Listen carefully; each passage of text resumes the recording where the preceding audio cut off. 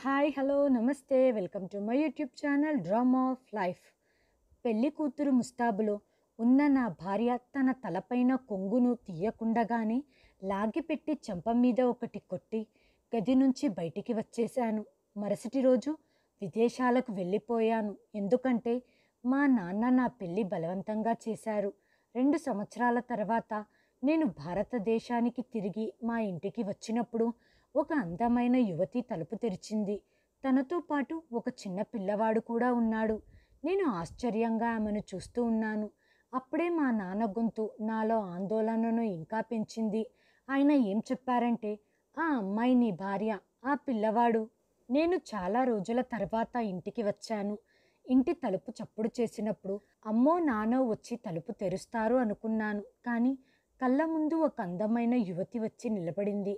ఆమెతో పాటు ఒక చిన్న అబ్బాయి కూడా ఉన్నాడు. వాడికి దాదాపు 1 లేదా 1.5 సంవత్సరాలు ఉండవచ్చు. ఆమె కొంగు పట్టుకొని నిలబడి ఉన్నాడు. ఆ అమ్మాయి నాకు బాగా తెలుసు. మరియు ఇక్కడి నుంచే నా పతనం మొదలయ్యింది. ఎందుకంటే ఆమె ఇప్పటికీ మా ఇంట్లోనే ఉంది. కానీ ఆ పిల్లవాడు ఎవరి పిల్లవాడు? నేను ఇంకా ఆందోళనలోనే ఉన్నాను. అప్పుడే నాన్నగారు దూరం నుంచి నా పరిస్థితి చూసి ఈ అమ్మాయి ఎవరో ఆ అబ్బాయి ఎవరో ఆయన చెప్పారు. ఇది వినగానే నా నెత్తి మీద పిడుగు పడ్డట్టయింది. మరియు నేను స్పృహ తప్పి పడిపోయాను. నా పేరు సమీర్. మా అమ్మా నాన్న నా జీవితానికి సంబంధించిన విషయాల గురించి వాళ్ళే స్వయంగా నిర్ణయాలు తీసుకుంటారు. కానీ నా జీవితంలో ముఖ్యమైన పెళ్లి విషయం కూడా వాళ్ళే నిర్ణయిస్తున్నారు. మా అమ్మ ఎప్పుడూ నా పెళ్ళి తన స్నేహితురాలి కూతురితో జరగాలి అని కోరుకునేది. తను నా చిన్ననాటి స్నేహితురాలు. మేము చాలాసార్లు మాట్లాడుకున్నాం కూడా. ఆ అమ్మాయి చాలా తెలివివంతురాలని మా అమ్మ నమ్మకం. ఆమె మన ఇంటి వాతావరణానికి సరిపోతుందని మరియు మా అమ్మ మనసుకు చాలా దగ్గరైన వ్యక్తి. మరోవైపు మా నాన్న నా పెళ్ళి నాన్న స్నేహితుడి కూతురితో జరగాలి అనుకుంటున్నారు. ఆ అమ్మాయి వేరే ఊర్లో ఉంటుంది. నేను ఇంతవరకు ఆమెను చూడనే లేదు. ఆమె పేరు మీరా. ఈ పేరు నాకెప్పుడూ నచ్చేది కాదు. తనతో ఎప్పుడు నేను మాట్లాడలేదు. తన గురించి తెలుసుకోవాలి అనే అవకాశం కూడా రాలేదు. ఏది ఏమైనప్పటికీ ఇంట్లో మా నాన్న నిర్ణయమే ఫైనల్. అందుకే ఆయన మాట మీద మీరాతో నా పెళ్లి నిశ్చయం అయిపోయింది. నేను విదేశాలకు వెళ్ళటానికి రెడీ అవుతున్నాను. ఒక పల్లెటూరి అమ్మాయి నా స్వప్నాలకు నా అలవాట్లకు అనుగుణంగా ఉండదు అనుకున్నాను. నా ఆలోచనలన్నీ ఆధునికంగా ఉండేవి. బాగా పేరు ప్రతిష్టలు డబ్బు సంపాదించాలని ఉండేది. వీటన్నిటిలో ఒక పల్లెటూరి అమ్మాయి ఉండటం నాకు ఏదో వెలతిగా అనిపించేది.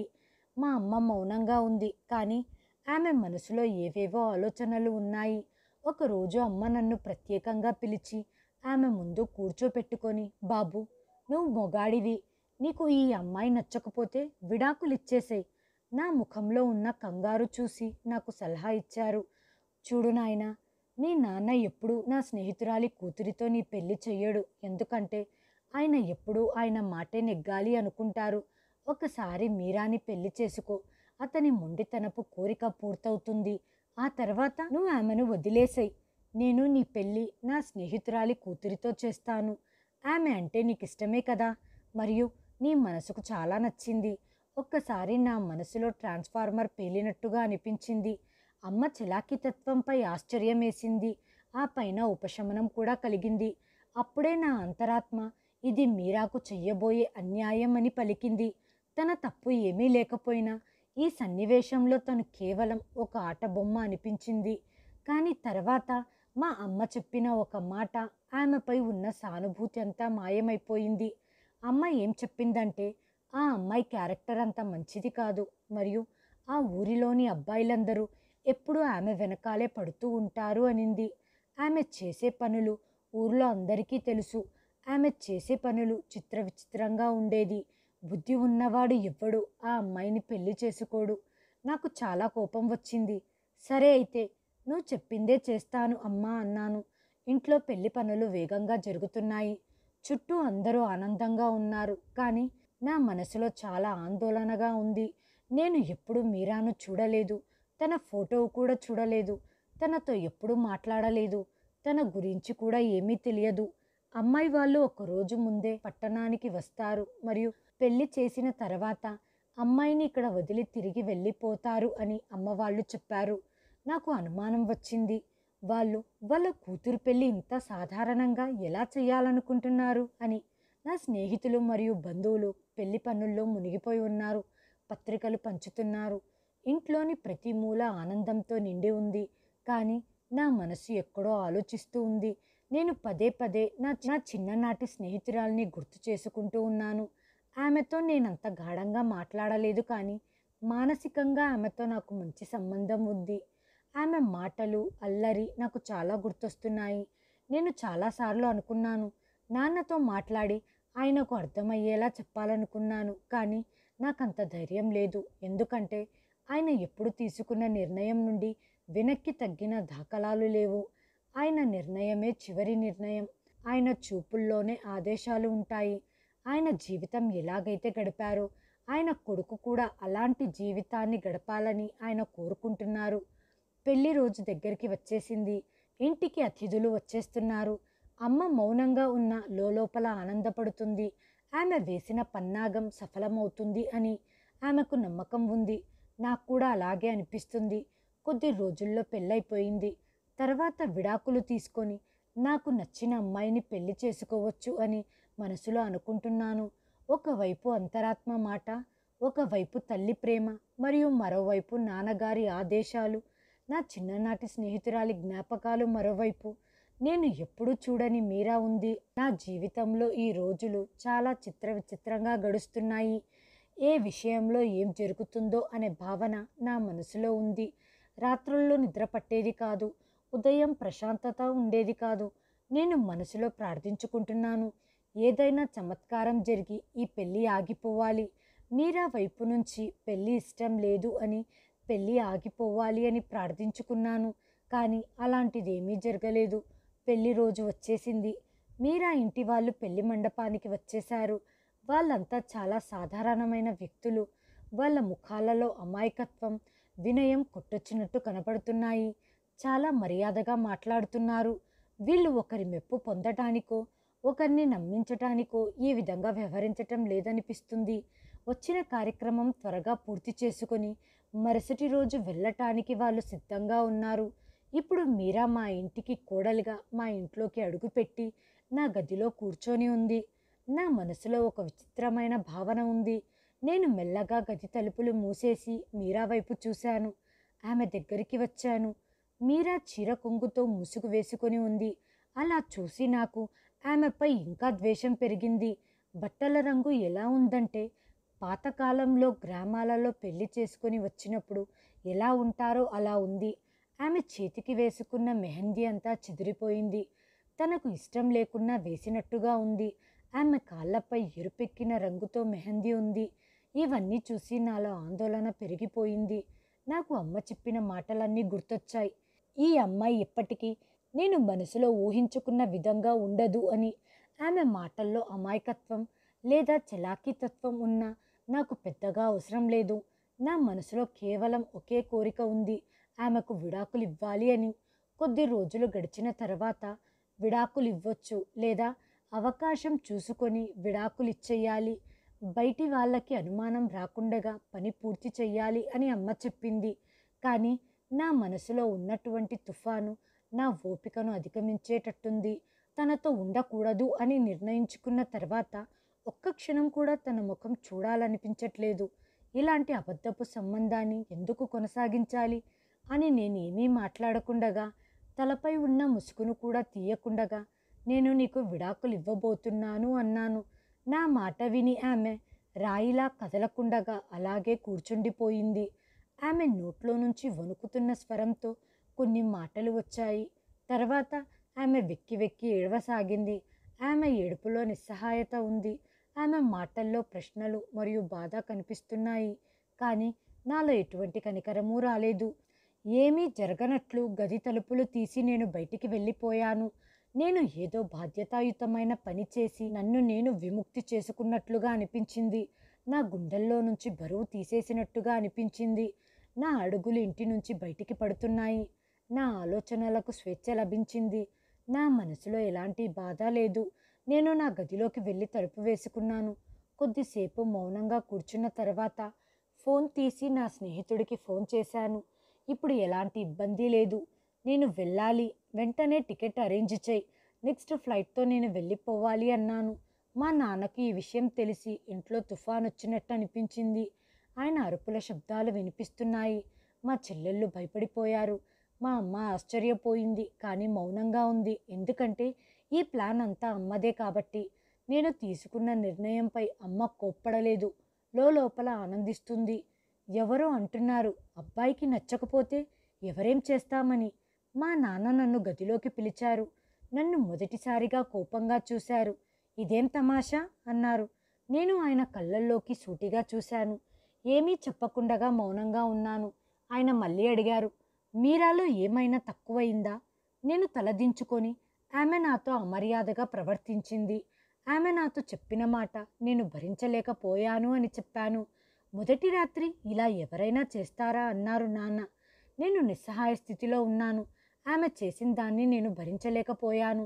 అంతేకాక నేను ఈ పెళ్లి చేసుకోవటానికి సిద్ధంగా లేను. కానీ నన్ను బలవంత పెట్టి చేశారు అంటూ అందరికీ మీరా నాతో అమర్యాదగా ప్రవర్తించింది అని చెప్పేశాను. కొంతమంది నా మాటలు విశ్వసించారు, కొంతమంది విశ్వసించలేదు. నా మాటలంతా పాకిపోయాయి. మీరా తన ఊరికి తిరిగి వెళ్ళిపోయింది. ఆ అమ్మాయి శాంత స్వభావురాలు. తను తిరిగి ఒక్క మాట కూడా మాట్లాడలేదు. మౌనంగా అన్నీ భరించింది. తనతో ఏం జరిగిందో ఎవ్వరూ అడగలేదు. ఎవరు దాని గురించి ఆలోచించలేదు. 2 రోజుల తర్వాత నా సామాన్లన్నీ ప్యాక్ చేసుకున్నాను. అమ్మ నన్ను దగ్గరికి తీసుకొని, నువ్వు ప్రశాంతంగా నీ పని చేసుకో. 2 ఏళ్ల తర్వాత నీ చిన్ననాటి స్నేహితురాలితో నీ పెళ్లి చేస్తాము. వాళ్ళు కూడా విదేశాలలో పనిచేసే అల్లుడు కావాలని కోరుకుంటున్నారు. నేను అమ్మను చూసి ఒక నవ్వు నవ్వాను. నేను ఎవ్వరినీ ప్రేమించలేదు. నేనెవ్వరినీ పెళ్లి చేసుకోను. నాకు కేవలం నాపై మాత్రమే ప్రేమ ఉంది. నాకు స్వేచ్ఛ కావాలి. ఆ అమ్మాయి నాకు అందంగా ఉందనిపించింది. ఇందులో ఎటువంటి అనుమానం లేదు. అది కేవలం బయటి స్వరూపం మాత్రమే. అవి కొన్ని నిమిషాలు బాగుందనిపించింది అంతే. నాకెక్కడ పెళ్లి చేసుకోవాలనిపిస్తే అక్కడ చేసుకుంటాను. నా ఇష్ట ప్రకారమే చేసుకుంటాను. ఎవరి బలవంతం కానీ, ఎవరి ప్రమేయం కానీ నా మీద ఇకపై ఉండబోదు. ఇక ఎవరి సలహాలు మరియు మధ్యవర్తిత్వం సహాయం తీసుకోను. నా మాటలు విని మా అమ్మ స్వప్నాలు కూడా అక్కడే కూలిపోయాయి. నాన్న మొండిపట్టు కూడా సమసిపోయింది. అవన్నీ అక్కడే వదిలేసి నేను విదేశాలకు వెళ్ళిపోయాను. విదేశాలకు వెళ్లే ముందు నా భార్యకు విడాకుల పత్రాలు పంపించి ఆమెకు విడాకులు ఇచ్చేశాను. నా కోరికలు, నా జీవితం, నా ఆశయాలు ఇక ఎవరి నియంత్రణలో ఉండవు అని మనసులో సంతోషపడ్డాను. నాకు బంధాలు అనే సంకెళ్ళు వద్దు. సమాజం యొక్క సాంప్రదాయాలు అవసరం లేదు. నాకు కేవలం ముందుకు వెళ్ళాలని ఉంది. విజయం సాధించాలని ఉంది. మీరాతో ఏదైతే సంబంధం ఉందో అది తెగిపోయింది. ఆ పేరిప్పుడు నా మనసు నుంచి చెదిరిపోయింది. ఇప్పుడు మీరాపై నాకు సానుభూతి లేదు మరియు నా స్నేహితురాలితో ఎటువంటి ఆపేక్ష లేదు. నాన్న యొక్క ఆంక్షలతో సంబంధం లేదు. కేవలం నా కలలతోనే నాకు సంబంధం. నేను వెళ్ళే దారి గురించి మాత్రమే ఆలోచిస్తున్నాను. ఇక్కడ విదేశాలలో రంగుల కళల్ని ఊహించుకుంటూ గత జీవితాన్ని వదిలేసి అడుగుపెట్టాను. మనసులో ఒకటే కోరిక ఉండేది, విజయం సాధించాలి, నన్ను నేను నిరూపించుకోవాలి. మనసులో ఒక ఒంటరితనం ఉండేది. అది కాలంతో పాటు పెరుగుతూ వచ్చింది. ఒకరోజు నేను ఒక అమ్మాయిని చూశాను. తను నా ధర్మానికి సంబంధించింది కాదు, నా భాష మాట్లాడేది కాదు, నా దేశం కాదు. కానీ తన కళ్ళల్లో ఏదో ఆకర్షణ ఉంది. తన స్వరంలో ఏదో తీయనితనం ఉంది. తనతో కాలం గడపటం, మాట్లాడటం, బయటికి వెళ్ళటం, తిరగటం సంతోషాన్నిచ్చింది. ఏదో మాయ లాంటి అనుభూతి పొందాను. తనని నా జీవిత భాగస్వామి చేసుకోవాలనిపించింది. ఇంకోసారి నా అదృష్టాన్ని పరీక్షించుకోవాలనుకున్నాను. తనతో రిజిస్టర్ మ్యారేజ్ చేసుకున్నాను. మేము కలిసి ఉండటం మొదలుపెట్టాం. మొదట్లో అంతా కొత్తగా ఉండేది. తన నవ్వు, తన ఆలోచనలు, తన మాటలు అన్నీ బాగా నచ్చేవి. అన్నీ నా మనసుకు పూర్తిగా కమ్మేశాయి. కానీ కాలం గడిచే కొద్దీ తన నిజస్వరూపం బయటికి వచ్చింది. నాకప్పుడు అర్థమయ్యింది, ఈ అమ్మాయిలో నేను కోరుకున్న లక్షణాలు లేవు అనిపించింది. తన జీవితం నా ఆలోచనలకు చాలా విరుద్ధంగా ఉంది. నేను ఒక సాంప్రదాయమైన భర్తను. నేను అనుకునేవాణ్ణి, నేను ఇంటికి వచ్చేసరికి నా భార్య భోజనం సిద్ధం చేసి ఉండాలి, ఇల్లు శుభ్రంగా ఉంచుకోవాలి, నా బట్టలు శుభ్రం చేసి ఉండాలి, నా భార్య నవ్వుతున్న ముఖంతో నన్ను స్వాగతించాలి అని, ఆమె నుంచి పూల సుగంధ పరిమళించాలి అనుకున్నాను. కానీ ఇక్కడ అంతా వ్యతిరేకంగా ఉంది. నేను అలసిపోయి ఇంటికి వచ్చేసరికి తను పద వంట వండుకుందాం అనేది. అప్పుడప్పుడు తను నేను బాగా అలసిపోయాను, వంట నువ్వే వండు అనేది. నాకు ఇదంతా కొత్తగా మరియు విచిత్రంగా అనిపించేది. ఈ పద్ధతి నాకు అస్సలు నచ్చేది కాదు. నేను విదేశాలకు వచ్చింది ఇక్కడ నాకు స్వేచ్ఛ దొరుకుతుందని, నా కోరికలకు తగ్గట్టు ఉండవచ్చు అనుకున్నాను. కానీ నేను ఇలాంటి సంబంధంలో ఇరుక్కుపోయానంటే అక్కడ ప్రేమ తక్కువ, ఒప్పందాలు ఎక్కువగా ఉన్నాయి. తను తన ప్రతి మాటలో తన ఆధిపత్యం ఉండాలని కోరుకునేది. తను స్వయంగా నిర్ణయం తీసుకునేది. తను అనుకున్నట్టే జరగాలి అనేది. తనకు ఎవరి మాట వినే అలవాటు లేదు. తను నా మాటే వినాలి అని నేను అనుకునేవాణ్ణి. కానీ నేను తన మాట వినాలి అని తను అనుకుంటుంది. తను ఒక స్వతంత్ర స్వభావం కలిగిన అమ్మాయి. కానీ నేను సాంప్రదాయమైన పద్ధతిలో ఆలోచించే ఒక భర్తను. నేను నా మనశ్శాంతి కోసం తనతో సంబంధం ఏర్పరచుకున్నాను. కానీ ఈ సంబంధం ఇప్పుడు ఒక రణభూమిగా మారింది. నా భార్యతో భార్య లాంటి వ్యవహారం కోరుకున్నాను. కానీ తను స్వయంగా భార్య అనిపించుకోవటానికి ఇష్టపడేది కాదు. తను అంటుంది ఇద్దరం సమానమే అని, ఇద్దరూ పని చేయాలి, ఇద్దరూ బాధ్యత పంచుకోవాలి అని. నేను అసలు ఎప్పుడూ ఇలా ఆలోచించలేదు. మా ఇంట్లో ఎప్పుడూ ఆ పరిస్థితి రాలేదు. నా మనసు అలసిపోయింది, గందరగోళానికి గురయింది. నాలో మార్పు మొదలయ్యింది. తను నాకిప్పుడు బరువు అనిపించింది. తన ప్రతి మాట నా మనసుకు గాయం చేసేది. నేను ఆమెను ద్వేషించటం మొదలుపెట్టాను. తను నా ప్రతి మాటను పక్కన పెట్టేది. అసలు లెక్క చేసేది కాదు. నా కలలు కనుమరుగైపోతున్నట్టు, నా కోరికలు చనిపోతున్నట్లు అనిపించేది. నేను మా అమ్మా నాన్నతో కూడా మాట్లాడలేకపోయేవాణ్ణి. వాళ్ళు ముందు నుంచి నా మీద కోపంగా ఉన్నారు. అమ్మకు నేను మీరాతో వ్యవహరించిన తీరు గుర్తుంది. మా నాన్నకు నా ఎంపిక బాధ అనిపించింది. నేను వాళ్ళకి ఎప్పుడైనా ఫోన్ చేసినా ఎక్కువసేపు మాట్లాడేవాణ్ణి కాదు. అమ్మ మౌనంగా ఉండేది. నాన్న నిదానంగా మాట్లాడటం మొదలుపెట్టారు. వాళ్ళు డబ్బులైతే అడిగేవారు కాదు, కానీ నేనే స్వయంగా పంపేవాడిని. కానీ వాళ్ళు దాన్ని ఉపయోగించేవాళ్ళు కాదు. నేనంటూ ఒకడిని ఉన్నాను అనే ఆలోచన వాళ్ళలో కనుమరుగైపోయింది. మనసులో భారం పెరుగుతూ ఉంది. ఒక వైపు నుంచి కోసేస్తున్నట్టుగా అనిపించింది. నేను ఆలోచించేవాణ్ణి, అన్నీ వదిలేసుకొని ఏవో ఆనందాల కోసం ఇక్కడికి వచ్చాను. కానీ ఇక్కడ సుఖం లేదు, ఆనందం లేదు. అటువైపు స్థానాన్ని కోల్పోయాను. నా సుఖం కోసం అమ్మా నాన్నలను ఇబ్బంది పెట్టి కోపం తెప్పించాను. నన్ను నేను మోసం చేసుకున్నాను అనిపించింది. నిరాశలో ఉన్న నన్ను నేను అద్దంలో చూసుకుంటే అపరిచిత వ్యక్తిలా కనిపించాను. ఆ ముఖం ఒకప్పుడు చిరునవ్వులు నవ్వేది. ఇప్పుడు నవ్వు దాని దరిదాపుల్లో కూడా లేదు. నేను ఆ అమ్మాయితో మాట్లాడాను. మనం కలిసి బ్రతకలేం. తను కూడా కొద్ది రోజుల నుంచి ఇదే ఆలోచించేది. కానీ విడిపోవటం అంత సులువు కాదు. ఎందుకంటే చట్ట ప్రకారం మేము సంబంధాన్ని ఏర్పరచుకున్నాం. కానీ మనసులు విరిగిపోయి జీవిస్తున్నాం. ఈ సంబంధం నుంచి బయటపడటానికి అనేక న్యాయ సంబంధమైన చిక్కుల నుంచి బయటపడవలసి వచ్చింది. కొన్ని వస్తువులను వదులుకోవాల్సి వచ్చింది. కానీ నా దగ్గర డబ్బుకు కొదవలేదు. తను ఎంత అడిగితే అంత ఇచ్చేశాను. కేవలం తన నుంచి విడిపోతే చాలు అనుకున్నాను. తను ఒక అందమైన స్వప్నంలాగా నా జీవితంలోకి వచ్చి బాధ కలిగించే స్వప్నంలా వెళ్ళిపోయింది. తను వెళ్ళిపోయిన తర్వాత నేను ఊపిరి పీల్చుకున్నాను. నా నుంచి పెద్ద బరువు దిగిపోయినట్టుగా అనిపించింది. కానీ నా మనసు మళ్ళీ అదే ప్రశ్న అడిగింది, ఇప్పుడు ఎక్కడికి వెళ్తావు అని. ఈ దేశంలో ఒంటరిగా ఉండటం చాలా కష్టం. తిరిగి వెళ్ళిపోదామని నిర్ణయించుకున్నాను. అక్కడైనా కొత్త జీవితం ప్రారంభించి ప్రశాంతత పొందుదాము అనుకున్నాను. నేను చేసిన తప్పులకు అమ్మా నాన్నతో క్షమాపణలు కోరుకొని ఒక సాధారణమైన జీవితాన్ని మొదలుపెట్టాలి. అక్కడ భర్త భర్తలా, భార్య భార్యలా ఉంటారు. అక్కడి సాంప్రదాయాలు పద్ధతులు పాటించాలి అనుకున్నాను.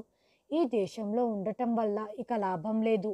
నా మనసు ఏ పని మీద ఏకాగ్రత పెట్టేది కాదు. ఏదో సాధిద్దామని వచ్చిన నేను ఈ దేశం నుంచి ఇప్పుడు ఒంటరితనం భరించలేక ఎప్పుడెప్పుడు వెళ్ళిపోదాం అని అనిపించసాగింది. ఇక్కడ ప్రతి ముఖం కొత్తగా మరియు ప్రతి స్వరం వింతగా అనిపించసాగింది.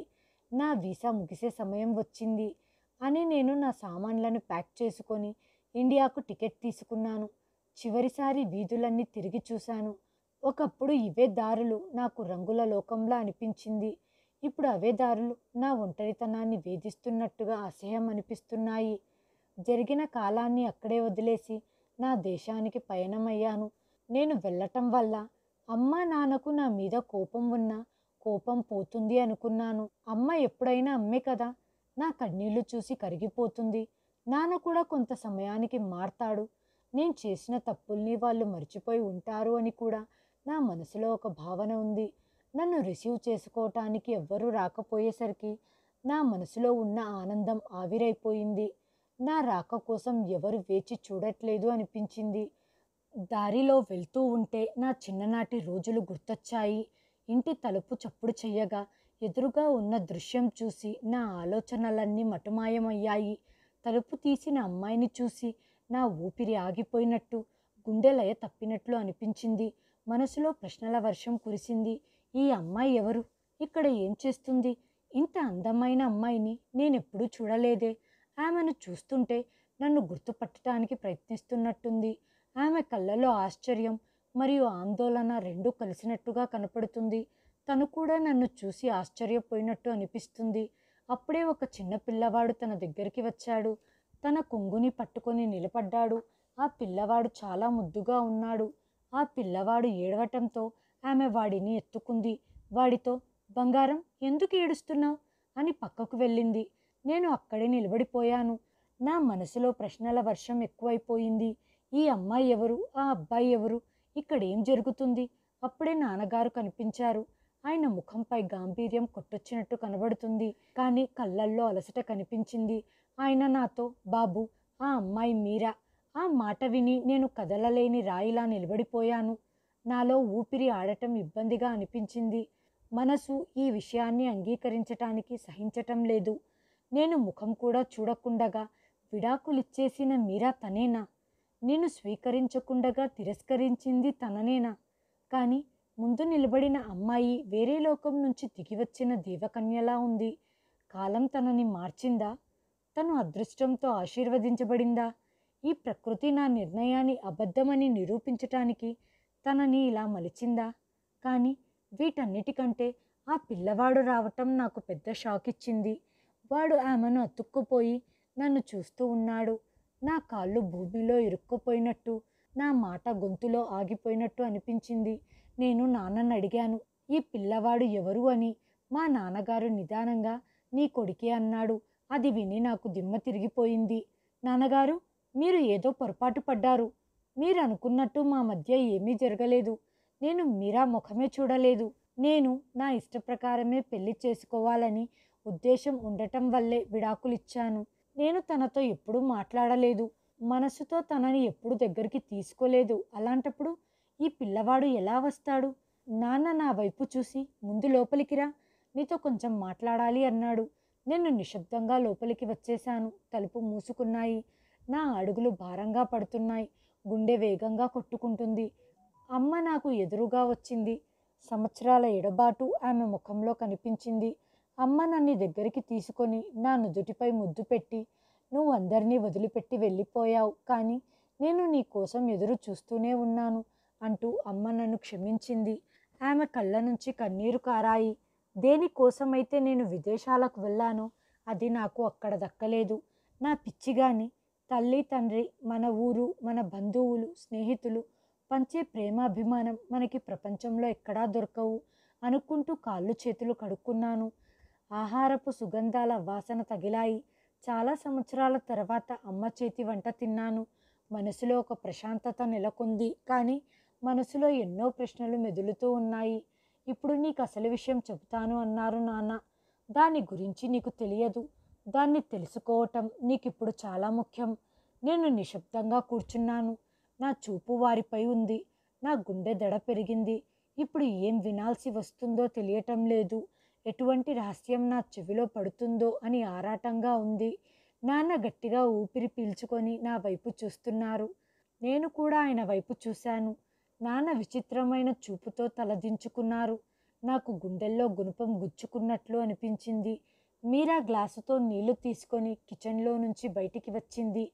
ఆ బుడ్డోడు ఆమె వెనకాలే నడుచుకుంటూ వచ్చాడు. ఆమె నీళ్లు పెట్టి వెనక్కి వెళ్ళిపోయింది. నేను ఆ పిల్లవాడిని ఎత్తుకుందామని ప్రయత్నించాను. అతను ఏడవసాగాడు. వాడి పేరు రక్షక్. రక్షక్, ఎందుకు ఏడుస్తున్నావు అంటూ మీరా వంటగదిలో నుంచి బయటికి వచ్చింది. నా చేతుల్లో నుంచి రక్షక్ని తీసుకొని ఊరుకోబెడుతుంది. కాలాన్ని ఆపేసి ఈ సందర్భాన్ని ఇలాగే నిలిపేయాలని నాకు అనిపించింది. కొన్ని క్షణాలు వాళ్ళని అలా చూస్తూ ఉండిపోయాను. నాన్నగారి అరుపుతో నేను నార్మల్ అయ్యాను. ఈ పిల్లవాడు మన వంశ వారసుడు. మీరా లాంటి అమ్మాయిని నువ్వు కోల్పోయావు. తను ఇప్పుడు చదువుల్లో ముందు ఉండటమే కాకుండా చరిత్ర సృష్టించే స్థాయికి చేరుకుంది. నా స్నేహితుడు పెద్ద మనసు చేసుకొని నీకు తన కూతుర్నిచ్చి పెళ్లి చేశాడు.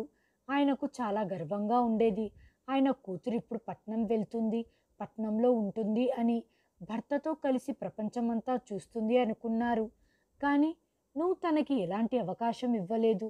నీ పేరుని తన పేరులో కలుపుకున్న ఒక అమ్మాయిని తనకే తెలియకుండగా ఒక అంధకారంలోకి నెట్టేశావు.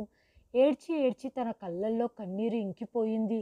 ఇరుగు పొరుగు వారితో కూడా మాటలు పడవలసి వచ్చింది. ఆమెను చరిత్రహీనురాలు అన్నారు. ఊర్లో ఆమె పరువు పోయింది.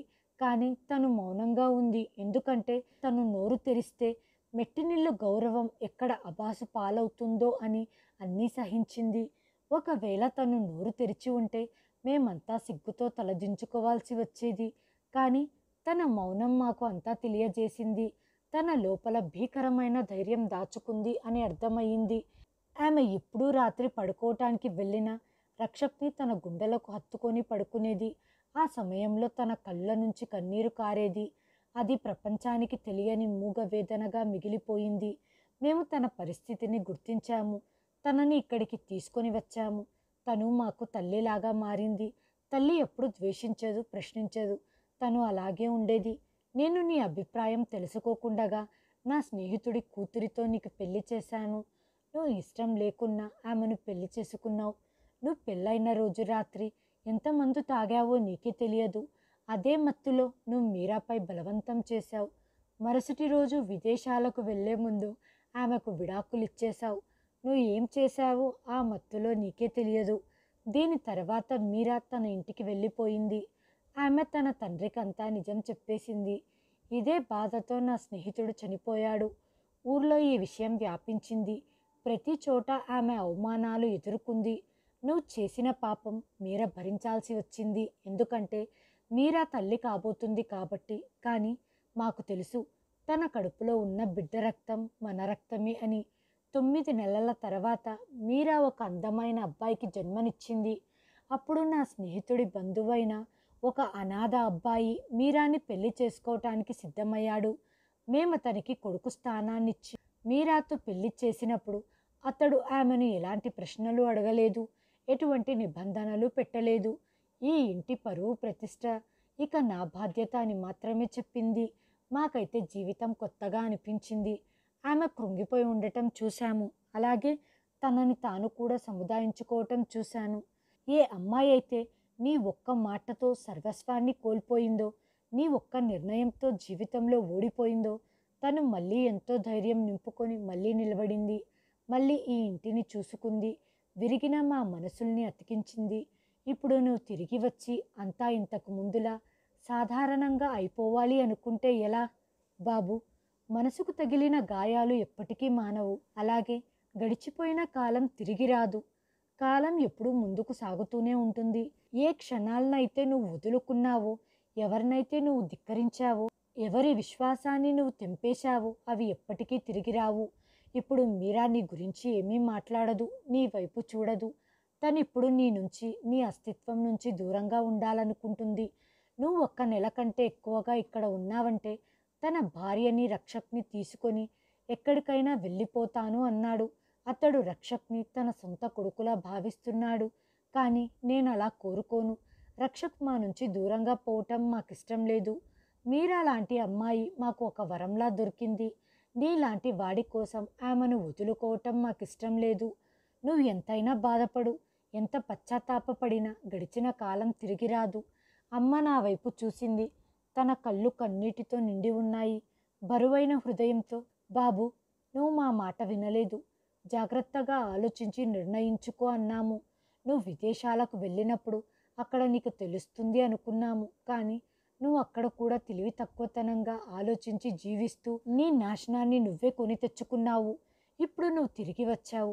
ఇక్కడ నీ కోసం ఎదురు చూసేవారు కానీ, బంధువులు కానీ, బాంధవ్యాలు కానీ లేవు. కేవలం పశ్చాత్తాపం మాత్రమే ఉంది. కానీ నీ మీద ఈ పశ్చాత్తాపం మీరా కోసం మారదు. తను ఇప్పుడు ఏ స్థానంలో ఉందంటే అక్కడ కేవలం తను తన కర్తవ్యం గురించి మాత్రమే ఆలోచిస్తుంది. తను సొంతంగా ఆలోచించే స్థితిలో లేదు. తను ఓ తల్లిలా, ఓ భార్యలా, ఓ కోడలిలా ఈ 3 బంధాలను నిర్వర్తించటానికి తను చాలా కృషి చేస్తుంది. తన దగ్గర నీ కోసం ఏమీ మిగల్లేదు. నీ గురించి ఆలోచించే సమయం తనకి లేదు. అలాగని నీ మీద కోపం, ద్వేషం కూడా తనకు లేదు. ఎందుకంటే నువ్వు ఎప్పుడైతే ఇక్కడి నుంచి వెళ్ళిపోయావో అప్పుడే తను కొత్త మీరాలా అవతారం ఎత్తింది. ఇప్పుడు ఆ మీరా నీకు అపరిచితురాలు. అమ్మ మాట విని తండ్రి యొక్క మాటల్లో కఠినత్వాన్ని గ్రహించాను. మీరా యొక్క భర్త నీడను చాలా దూరం నుంచి చూశాను. అతను వరండాలో నిలబడి మీరాను చూస్తూ ఉన్నాడు. నేను వచ్చి ఇంతసేపైనా మీరా నా వైపు ఒక్కసారి కూడా చూడలేదు. నేను ఇలా ఎందుకు చేశాను? ఆ అమ్మాయిని ఎందుకు తిరస్కరించాను? తను నన్ను గౌరవించేది, అభిమానించేది, నన్ను ప్రేమించేది. ఎవరి వల్ల అయితే నాకు ప్రశాంతత మరియు అందంలో అద్భుతంగా ఉందో అలాంటి వ్యక్తిని నేను కోల్పోయాను. నేను నడుచుకుంటూ గదిలోకి వెళ్ళాను.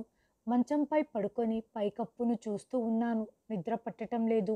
మనస్సులో శాంతి లేదు. అన్ని వైపులా పశ్చాత్తాపం మాత్రమే ఉంది. నా చెవుల్లో నాన్నస్వరం వినిపిస్తూ ఉంది. కళ్ళ ముందు అమ్మ కన్నీటితో కనిపిస్తుంది. మీరా యొక్క నిశ్శబ్దం నా మనసులో అలజడి రేపుతుంది. రక్షక్ చిరునవ్వు నా మనసును కోసేస్తుంది. కాలం ఇక్కడే ఆగిపోయి నాకు క్షమాపణలు కోరుకునే అవకాశం దొరికితే బాగుండు అనిపిస్తుంది.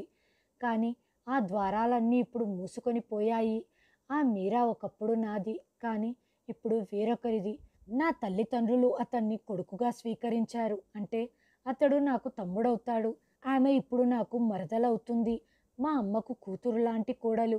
మా నాన్న యొక్క గర్వానికి ప్రతిరూపం. ఆమె మా ఇంటికి వెలుగు. కానీ నాకైతే కేవలం ఒక నీడ. ఒకప్పుడు నాకు దగ్గరగా ఉండేది. ఇప్పుడు అంతనంత దూరంలో ఉంది. మిత్రులారా, ఈ కథ యొక్క ముఖ్య సందేశం ఏంటంటే అహంకారం మరియు అర్థం చేసుకోకుండా తీసుకున్న నిర్ణయాలు జీవితాంతం పశ్చాత్తాపపడిన లాభం ఉండదు. అందుకే ప్రతి నిర్ణయాన్ని ఆలోచించి మన వాళ్ళ సలహాలు తీసుకొని నిర్ణయించుకోవాలి. హాయ్ ఫ్రెండ్స్, ఈ వీడియోని చివరి వరకు చూసినందుకు ధన్యవాదాలు. ప్లీజ్ సబ్స్క్రైబ్ చేయండి, లైక్ చేయండి, షేర్ చేయండి, కామెంట్ చేయండి. Thanks for watching.